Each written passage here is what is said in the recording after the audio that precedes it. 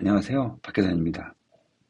네, 혼자 공부하는 머신러닝, 딥러닝 개정판 강의를 시작하도록 하겠습니다.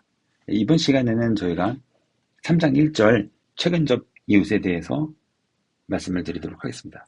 저희가 지난 시간에 1장과 2장에 거쳐서 배웠죠. 그래서 2장에서 주로 저희가 다룬 내용이 훈련 세트와 테스트 세트로 나누는 이유, 그래서 나누지 않았을 때 생기는 문제에 대해서 저희가 좀 알아봤고요. 그다음에 2장 2절에서는 이제 데이터를 어떻게 전처리를 잘 해야 되는지 그 필요성을 저희가 한번 배워보고 올바르게 데이터를 전처리해서 모델을 훈련하는 방법을 알아보았습니다. 그래서 저희가 3장부터는 이제 회귀 알고리즘을 사용할 건데요. 저희가 이전 시간에는 2장까지는 저희가 K-최 근접 미웃 알고리즘을 사용하긴 했습니다. 하지만 이제 어떤 도미와 빙어라는 어떤 두 개의 클래스를, 두 개의 생선을 분류하는 문제를 사용했었죠. 네, 적용했었죠. 그래서 이런 거를 저희가 분류 알고리즘이라고 하고요. 이번 시간에는 3장에는 임의의 실수를 예측하는 그런 문제를 풀어보도록 하겠습니다. 이걸 저희가 회귀라고 부르거든요. 그래서 3장의 제목이 회귀 알고리즘과 모델 규제입니다. 그래서 3장 1절에는 새로운 종류의 문제를 다루고 있는데요. 이제 도미와 빙어를 구분하는 문제가 아니라 아까 말씀드린 것처럼 어떤 임의의 실수, 여기서는 농어의 무게를 예측하는 문제를 가상으로 지금 제시하고 있습니다. 농어의 무게는 임의의 실수죠. 저희가 뭐 1, 0 이런 식으로 정수 레이블로 할당할 수 없고요. 뭐 100.1이 될 수도 있고 3.56이 될 수도 있고 뭐 이런 식으로 임의의 실수값이 될 수 있습니다. 그래서 이렇게 어떤 종류를 구분하는 게 아니라 임의의 숫자를 실수값을 예측하는 문제를 획이라고 말한다고 제가 조금 전에 말씀드렸죠. 그래서 저희가 분류일 경우에는 타깃이 0부터 시작한다고 말씀드렸다. 보통이 뭐 머신러닝, 딥러닝 라이브러리가 다 마찬가지로 제가 클래스가 두 개면 0, 1 이렇게 클래스 레이블을 분류하고요. 만약에 클래스가 세 개면 0, 1, 2 이렇게 놓고요. 하지만 회계는 이런 클래스 레이블이 정수가 아니고 이미 실수라는 점 기억해 주시고요. 하지만 동일하게 저희가 뭐 그냥 구분하지 않고 다 타깃이라고 부릅니다. 그래서 분류의 타깃은 정수 레이블, 회계의 타깃은 이미 실수 이렇게 말해도 좋을 것 같아요. 그래서 이 시간에는 이제 저희가 농어의 무게를 예측하는데요. 농어 데이터가 지금 길이가 있고 높이가 있고 두께가 있습니다. 이렇게 세 가지 데이터가 있는데 이 세 가지 데이터 중에서 저희가 이제 길이만 가지고 한번 농어의 무게를 예측해 보도록 하겠습니다. 당연히 기지가 길면, 그러니까 농어가 크면 무게가 많이 나가겠죠. 뭐 당연한 얘기입니다. 하지만 구체적으로 길이가 얼마큼 될 때 무게가 얼만큼 많이 늘어나는지는 저희가 이렇게 직관적으로 알기 좀 힘들죠. 그래서 머신러닝 모델을 만들어서 한번 예측을 해보도록 하겠고요. 왜 높이 두께는 사용하지 않는지는 이유는 잠시 후에 다시 설명을 드리도록 하겠습니다. 네, 획이란 말을 이제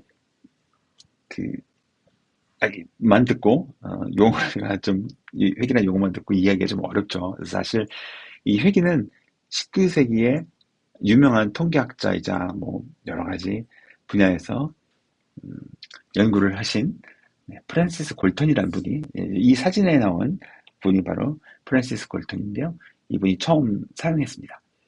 그래서 사실 이분이 획이라는 용어를 사용할 때는 키가 큰 사람의 아이의 키를 이제 조사해서 분석해 보니 키가 부모보다 더 크지 않고 자식의 키는 그 또래의 평균으로 회귀하더라 라는 것을 이제 연구해서 이제 논문을 냈는데요. 그때부터 이 회귀라는 용어가 어떤 임의의 두 변수 사이의 상관관계를 분석하는 방법으로 널리 사용됐습니다. 그래서 저희가 여기서 보면 이제 타깃값, 농어의 무게죠. 그리고 농어의 길이, 이 두 변수 사이의 상관관계를 분석하는 이런 방식, 이런 분석하는 방법에 그냥 다 획이라고 이렇게 적용된 거죠.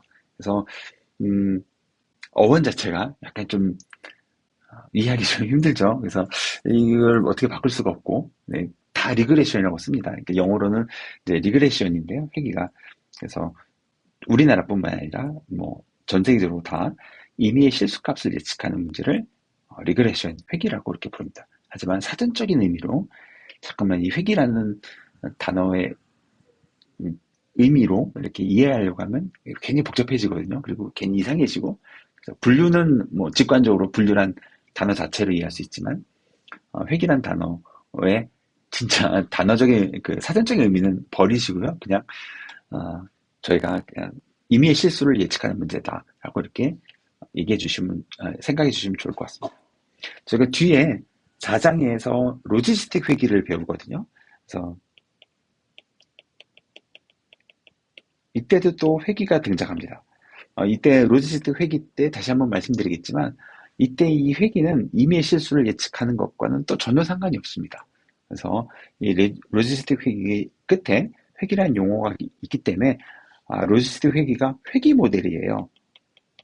이렇게 부르는 책이나 강의가 있거든요. 그래서 이건 이제 뭐 사람에 따라서 바라보는 거에 따라 좀 다를 수 있기 때문에 참 뭐라고 딱 말하기 힘든데 이게 회귀 모델이라면 얘가 임의의 실수를 예측해야 되잖아요. 네, 그렇지 않습니다. 얘는 분류 모델입니다. 그래서 회귀라는 용어가 들어가지만 그리고 우리가 지금 이번 시간에 배울 회귀 알고리즘과 관련성이 있지만 하지만 로지스틱 회귀는 회귀 알고리즘이 아니라 분류에 사용하는 분류 알고리즘입니다. 그래서 이 단어나 용어 때문에 혼돈하지 마시라고 말씀드렸고요. 저희가 나중에 4장을 배울 때 로지스틱 회귀가 나올 때 다시 한번 소개해 드리도록 하겠습니다. 어쨌든 회귀 알고리즘은 임의의 실수를 예측하는 문제다. 회귀란 단어에 너무 얽매이지 말자라고 이렇게 이해해 주세요. 네, K 최근접 이웃 알고리즘으로 저희가 분류에 적용했었는데요. 이렇게 어떤 특정 알고리즘이 분류에도 사용하고 회귀에도 사용할 수 있는 알고리즘들이 많이 있습니다. 대부분의 알고리즘들이 이렇게 양쪽에 다 사용할 수 있어요. 그래서 K 최근접 이웃 알고리즘도 마찬가지로 분류에 사용할 수 있고요. 분류에 사용할 땐 저희가 이전 시간에 배운 것처럼 네, 원하는 샘플 X, 요 X 표시된 샘플 주위에 있는 샘플을 바라보고 다수인 클래스를 예측 클래스로 삼습니다. 그래서 여기서 이제 네모가 두 개니까 네모가 예측 클래스가 되고요. 회귀일 경우에는 알고리즘의 작동 방식은 동일합니다. 그래서 이 X라는 샘플의 주변 이웃 샘플, 여기서는 지금 세 개를 주변 이웃으로 봤는데요. 세 개의 샘플을 보고 이 세 개의 샘플의 타깃값, 실수값이겠죠. 여긴 지금 뭐 제가 정수 썼지만 이미 실수값일 거고요. 이 실수값을 의 평균을 구하면 됩니다. 뭐 평균 말고 뭐 가중치를 줘서 구할 수도 있고 여러 가지 방법이 있지만 가장 간단한 방법은 주변에 있는 샘플의 타깃값을 평균하는 게 지금 내가 관심 있는 샘플의 타깃값을 예측하는 가장 손쉬운 방법이겠죠. 네, 그래서 이렇게 평균해서 80이라는 값을 예측할 수 있습니다. 네, 최근적 미웃 회귀 알고리즘 굉장히 간단하죠. 주변에 있는 샘플 찾고 주변 샘플에 훈련 샘플이겠죠. 이거의 타깃값을 평균하면 됩니다. 그래서 요 알고리즘으로 저희가 농어 데이터에 적용해서 한번 사용해 보도록 하겠습니다. 먼저 농어 데이터를 저희가 한번 산점들을 한번 표현을 해보도록 하겠습니다. 그래서 이전에 저희가 했던 것처럼 똑같이 매플로립 라이브러리를 사용해서 이번에는 저희가 특성 하나만 사용한다고 했으니까 네, 퍼치 랭스, 그다음에 타깃값은 퍼치 웨이트입니다. 그래서 이렇게 x축과 y축에 입력과 타깃값을 넣어서 그래프를 그리면 오른쪽에 있는 그래프처럼 이렇게 그려집니다. 그래서 농어의 길이가 커지면 당연히 무게가 올라가겠죠. 네, 너무 당연한 생각이고요. 직관적인 으로 저희가 알 수 있고요. 거기에 맞게 그래프가 그려진 것 같습니다. 이전에는 저희가 그 특성을 두 개 사용해서요. 랭스와 x축과 y축에 그 두 개의 특성을 놓고 그 다음에 분류 문제니까 동그라미로 그리고 하나는 빨간색 동그라미, 하나는 뭐 파란색 동그라미, 아니면 네모로 그린다거나 이런 식으로 이렇게 마커라고 저희가 보통 표현하는데 이 마커를 달리해서 분류할 클래스를 저희가 구분을 했습니다. 하지만 이 회귀 문제는 임의의 실수를 예측하는 거기 때문에 이렇게 마커로 산점들을 그릴 수가 없거든요. 그래서 산점 임의의 실수이기 때문에 항상 이렇게 y축에 타깃값을 그려야만 합니다. 이게 타깃값이죠. 지금 웨이트가. 그래서 y축에 타깃값을 넣어야 되기 때문에 x축에는 놓을 수 있는 특성은 하나밖에 없어요. 물론 저희가 특성을 두 개 사용하면, 네, 뭐, 이렇게 Z축에 하나 더 넣어서, 두 개의 특성, 랭스와, 뭐, 헤이트, 랭스와 높이, 하이트를 넣어서, 이렇게 3차원 그래프를 그려서, 이렇게 그릴 수도 있지만, 이렇게 그리면 복잡하죠. 이게 잘, 이렇게 원근감이 잘, 이렇게 직관적으로 들어오지 않기 때문에 그리기 힘듭니다. 그래서, 저희가 하나의, 어쩔 수 없이 하나의 특성만 사용해서 이렇게 산점들을 그리기 위해서 하나의 특성만 사용했고요. 당연히 회귀 문제도 여러 개의 특성을 사용하는 것이 더 모델을 강력하게 만들겠죠. 저희는 시각적인 설명을 위해서 하나의 특성만 사용했다는 점 기억해 주시고요. 아마도 이 책뿐만 아니라 다른 책들도 대부분 회귀 문제는 하나의 특성만 사용하는 경우가 많이 있습니다. 초반에는 좀 더 이제 그래프를 그릴 필요가 없을 경우에는 이제 여러 개의 특성을 사용하게 됩니다. 이렇게 이해해 주시고요. 그럼 이제 저희가 훈련 데이터를 준비하고 그다음에 회귀 모델을 한번 본격적으로 만들어 보도록 하겠습니다. 그래서 2장 2절에 저희가 했던 것처럼 사이키넌의 트레인 테스트 스플리트 함수를 사용해서 훈련 세트와 테스트 세트로 나누고요. 여기는 지금 회귀 문제죠. 농어 무게를 예측하는. 그래서 타깃이 어떤 클래스가 아니라 임의의 수치입니다. 그래서 트레인 테스트 스플리트 사용할 때 저희가 스트래티파이 매기면서 사용할 필요가 없습니다. 지난 시간 저희가 그 샘플을 훈련 세트와 테스트 세트의 클래스별로 고르게 나누려고 저희가 스트래티파이 매기 변수를 썼었죠. 하지만 지금은 임의의 실수 값이기 때문에 클래스별로 고르게 뭐 나누거나 이렇게 할 필요가 없습니다. 그래서 이걸 사용하지 않았고요. 그냥 랜덤하게 섞었습니다. 랜덤 스테이트만 저희가 재현성을 위해서 지정을 했고요. 네, 그래서 섞었고, 그 다음에 농어의 기지가 저장되어 있는 트레인 인풋. 그래서 이 퍼치 랭스가 지금 저가 1차원 배열이거든요. 책에 자세한 이제 퍼치 랭스를 만드는 코드가 나와 있으니까 참고해 주시고요. 1차원 배열이고 퍼치 웨이트도 저희가 1차원 배열입니다. 그래서 이 두 개로 이 퍼치 랭스를 나눈 트레인 인풋과 테스트 인풋도 역시 마찬가지로 1차원 배열입니다. 그래서 이전 시간에 저희가 알아봤지만 타겟 데이터들은 사이키넌에서 1차원 배열로 전달해도 괜찮습니다. 근데 훈련 데이터, 입력 데이터는 항상 2차원 배열로 준비해야 된다고 말씀드렸죠. 행과 열이 있는, 비록 열이 하나더라도, 특성을 하나만 사용하더라도 꼭 2차원 배열로 전달을 해줘야 됩니다.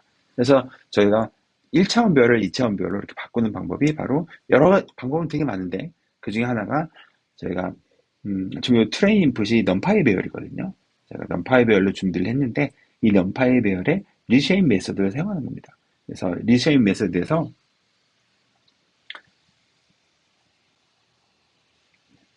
리쉐임 메소드에서 죄송합니다. 잠깐만요.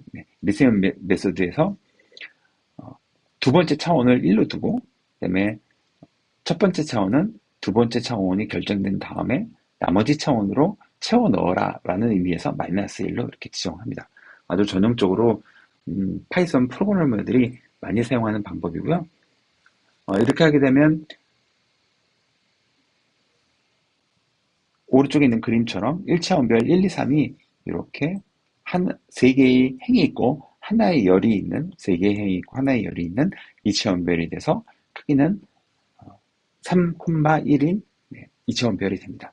그래서 저희가 크기가 1인 차원을 아무리 추가해도 원소 개수는 영향이 없죠. 그래서 크기가 3,1인 배열이나 3,1,1,1인 배열이나 원소 개수는 그대로 3개입니다. 그냥 저희가 그 배열의 복잡성만 늘어났을 뿐이죠. 그래서 그런 점을 잘 유념해서 봐주시면 좋을 것 같고요. 여기서는 여러 가지 방법 중에 리쉐임 메소드를 사용해서 저희가 1차원 배열을 2차원 배열로 바꿨습니다. 네, 그렇게 해서 저희가 회귀 모델을 훈련할 텐데요. 사이키넌에는 이렇게 분류 모델에는 클래스파이어, 그다음에 회귀 모델에는 리그레서라고 이름이 붙은 경우가 많이 있습니다. 하지만 전부는 아니에요. 그런 모델이 있고 아닌 모델도 있습니다. 하지만 많은 모델들이 이렇게 뒤에 이름이 클래스파이어 혹은 리그레서 이렇게 붙습니다. 그래서 이 최근적 이웃 알고리즘들은 네이버즈 모듈 밑에 있거든요. 이 네이버즈 밑에 K 네이버즈 클래시파이어가 지난 시간에 배운 최근적 이웃 분류 모델이었고요. 이번 시간에는 K 네이버즈 리그레서 해서 회귀 모델을 이제 훈련시켜 보겠습니다. 이 클래스를 임포트한 다음에 똑같이 저희가 초기화해서 클래스 객체를 만들고요. 그다음에 이 모델을 훈련하는 방법은 이전 시간과 동일합니다. 핀 메소드를 사용해서 훈련 세트를 전달하고요. 그다음에 테스트 세트로 이제 모델을 스코어 메소드에서 평가하면 됩니다. 그래서 핀 메소드 호출해서 트레인 인풋, 트레인 타겟, 스코어 메소드에서 테스트 인풋, 테스트 타겟. 이전에 했던 것과 굉장히 동일하죠. 근데 이 스코어 메소드는 분류 모델일 경우에는 정확도를 출력합니다. 그래서 1.0 하면 100%다 맞았네. 그리고 0.5면 절반만 맞췄네. 이렇게 저희가 이해할 수 있죠. 근데 회귀 모델의 스코어는 이제 정확히 맞춘 그런 값은 아닙니다. 이미 실수값이니까 정확히 맞추는 게 별 의미가 없죠. 얼마나 가깝게 맞췄느냐를 이제 평가해야 되기 때문에 그런 방법 중에 여러 가지가 있는데 기본적으로 회귀 모델, 사이키넌에 있는 회귀 모델의 스코어 메소드가 출력하는 값은 R스퀘어라는 값입니다. 그래서 이 R스퀘어 값은 이제 결정계수라고 저희가 이렇게 부르기도 하는데요. 오른쪽에 있는 요 식처럼 계산이 됩니다. 그래서 1 빼기 타깃 빼기 예측의 제곱을 한 것의 모든 합을 타깃 빼기 평균의 제곱의 합으로 나눕니다. 그래서 이렇게 하면 이제 좀 복잡하고 뭔가 좀 잘 이해가 안 될 수는 있지만 만약에 모델이 예측 모델이 예측한 것이 요 예측이 타깃의 평균 정도라면 요 예측이 요 평균값과 비슷하다면 분모와 분자가 비슷해지겠죠. 그래서 요 값이 전체적으로 요 오른쪽에 있는 식이 1이 됩니다. 그러면 이제 1 빼기 1이니까 요 값은 0이 되겠죠. 그래서 예측한 게 타깃을 평균한 것 정도에 지나지 않는다면 R스퀘어 값, 결정계수 값은 0이 됩니다. 굉장히 좀 낮은 값이 되죠. 그래서 저희가 뭔가 예측을 해야 되는데 훈련 세트에 있는 모든 타깃 값의 평균을 사용해서 예측을 해버리면 가장 단순하긴 하지만 뭔가 정확하게 예측이 안 되겠죠. 그래서 이런 경우는 결정계수 값이 낮습니다. 아니면 이제 모델이 타깃을 정확하게 맞췄다고 가정해보죠. 그래서 이 예측값이 이 타깃과 굉장히 가깝다고 예상해보면 그러면은 이제 이 분자가 요 위에 있는 분자가 0에 가까워지겠죠. 그러면은 전체적으로 요 분모는 다 0이 될 겁니다. 네.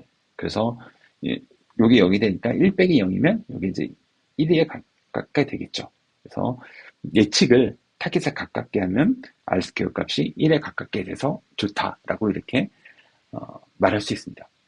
그래서 보통 결정계수 값은 이제 이렇게 0과 1 사이에 놓인 경우가 많고요.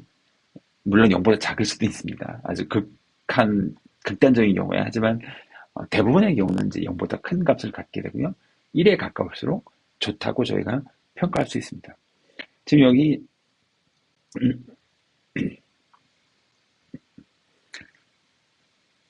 네, 죄송합니다. 보기 갑자기 막혀서. 네, 스코어 메서드의 출력을 보면 0.99 정도 나왔으니까 꽤 좋은 값으로 저희가 볼 수 있습니다. 네, 한 가지 이제 추가로 말씀드리면 사이키넌의 이 스코어 메서드는 항상 높을수록 좋은 값을 의미합니다. 그래서 스코어 메서드 어떤 클래스의 스코어 메서드는 낮은 게 좋은 것이고 어떤 클래스의 스코어 메서드는 높은 값이 나오는 게 좋은 것이고 이렇지 않고요. 그러면 너무 모델을 쓸 때 헷갈리겠죠. 항상 일관되게 높을수록 좋은 값을 의미합니다. 어떤 클래스를 쓰나 혼돈하지 마시고요.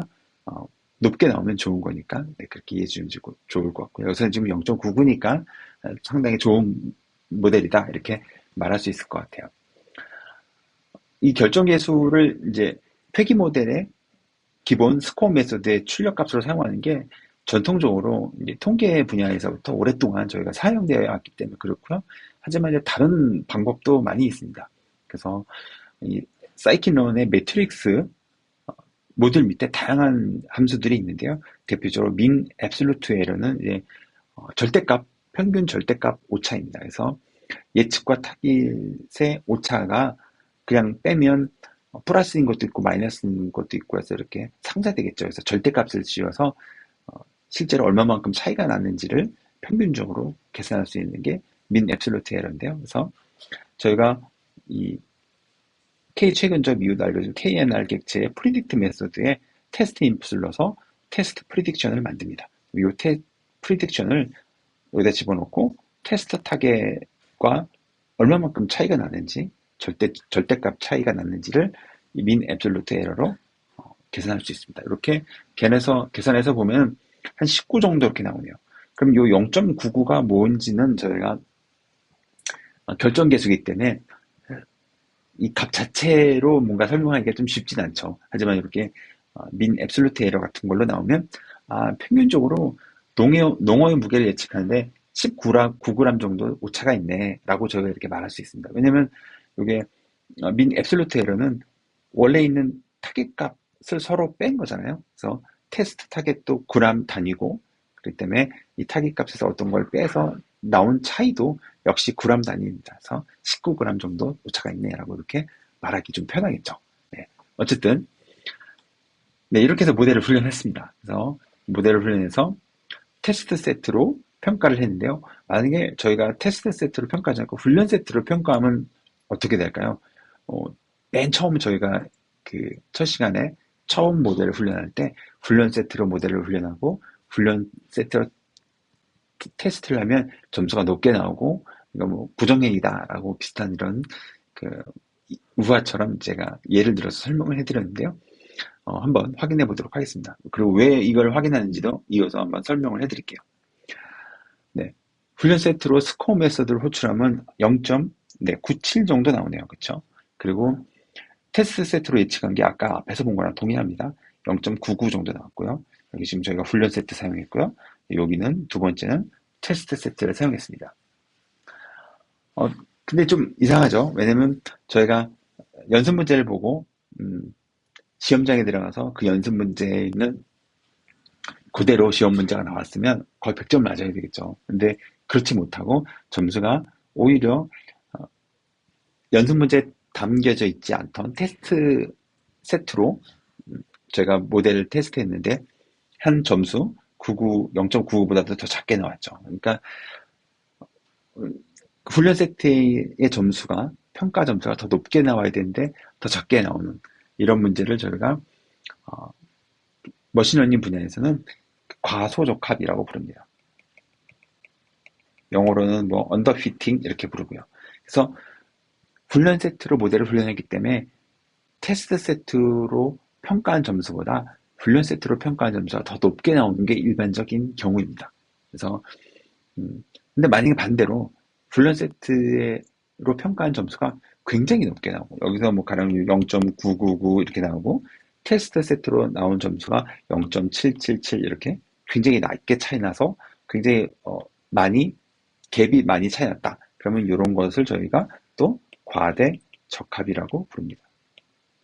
그래서 모델이 훈련 세트에 너무 과하게 훈련됐다.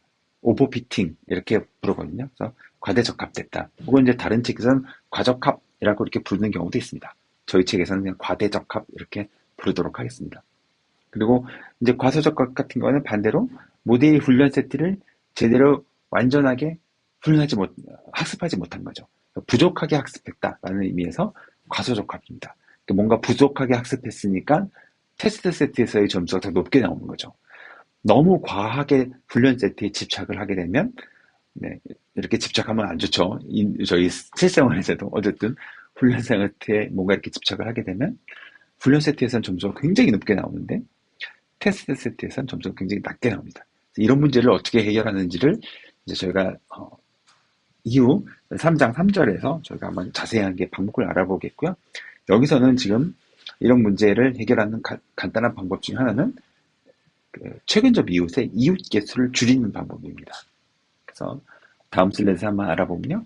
지금 저희가 neighbors 4개 변수가 그 k 최근접 이웃의 클래스의 기본 값이 5거든요. 그래서 주변에 5개의 샘플을 봅니다. 근데 저희가 이거를 3개의 샘플로만 바라보도록 줄여서 이렇게 줄이면은 과대적합이 증가하게 되거든요. 더 이제 모델이 훈련 세트를 더 잘 학습하게 됩니다. 그래서 이 상태에서 모델을 다시 훈련한 다음에 훈련 세트의 점수를 보면 0.98, 테스트 세트의 점수를 보면 0.97. 그래서 테스트 세트의 점수는 좀 내려갔지만 훈련 세트가 에 있는 데이터를 충분히 잘 학습했음을 알 수 있습니다. 그래서 이 두 점수 사이가 둘 다 높으면서 너무 멀지 않게, 그리고 테스트 세트의 점수가 훈련 세트의 점수보다 조금 낮게 이렇게 유지되는 것이 일반적으로 정상적으로 모델을 훈련했다라고 이렇게 말할 수 있을 것 같습니다. 그래서 지금 아래에 있는 그림인데, 이 그래프는 3장에 있는 확인 문제 2번의 코드를 조금 바꿔서 그린 건데요.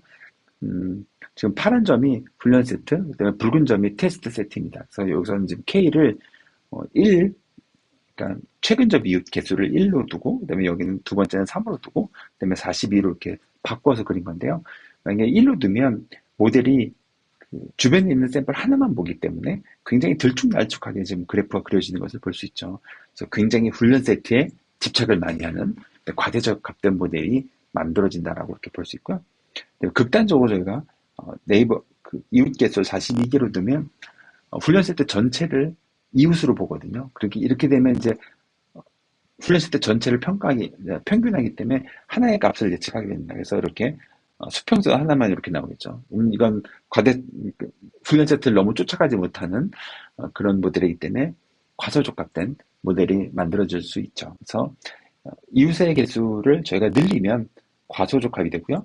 이웃의 개수를 줄이면 과대적합이 됩니다. 요거는 K-최근접 이웃 알고리즘일 경우에만 이렇게 된다는 점 기억해 주시고요. 알고리즘마다 과대적합과 과소적합을 줄이거나 늘리는 방법은 조금씩 다를 수 있습니다. 일반적인 방법은 제가 3장 3절에 대해서 다시 한번 소개를 해드리도록 하겠습니다. 네. 그래서 K3으로 저희가 훈련을 해서 최종적으로 0.98, 0.98, 테스트 세트에서는 0.97 정도로 이렇게 훈련한 결과를 얻었습니다. 그래서 이번 시간에 회귀에 대해서 알아봤고요. K-최근접 이웃 알고리즘으로 분류도 다룰 수 있고 회귀도 다룰 수 있다. 많은 알고리즘들이 이렇게 분류와 회귀를 다 다룰 수 있는 알고리즘이 있습니다. 그 다음에 다음 시간에는 저희가 좀 더 일반적으로 아주 널리 사용하는 선형 회귀에 대해서 알아보도록 하겠고요. 네. 그 이후에는 3장 3절에서 특성공학과, 그 다음에 규제, 오늘 살짝 설명드린 과대적과 과소적한 문제를 해결하기 위해서 해결하기 위한 규제 방법에 대해서 이어서 또 소개해 드리도록 하겠습니다. 네, 들어주셔서 감사합니다.